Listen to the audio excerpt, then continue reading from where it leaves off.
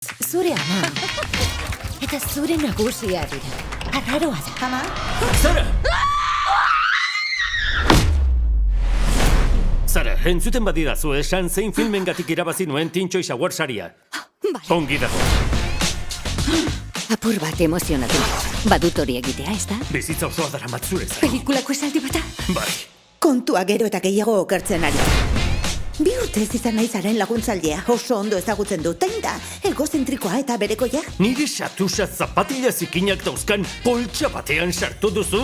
Ez du parekorik, 2 baino ez ditut. Min emango dio. Hil egin beharko dut. Beldur naiz. Lasai, zeure buruari galdetu diozu nor nintzen bestentzat naizena izan aurretik? Afaldu eta hitz egin, hau guztia horretarako baino ez? Horrela jantzi zara, horretarako baino ez? Erraza da zurekin hitz egitea, zutxunditu nahian nabilelako dela uste dut, badakit ezin dudala. Amarekin darabilzun kontu hau sexu abenturatxo hau akabo. Agur, Chris. Agur. Ikusi arte. Etzarete jak eta Rose ospautotik! Niretzat munduko gauzarik maiteena zure ama izatea da.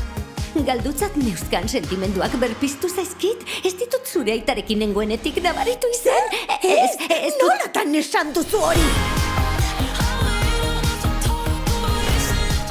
Ez dut minik ardezan nahi, ama da. Zure ama? Gazte batentzat emakumea ere bada.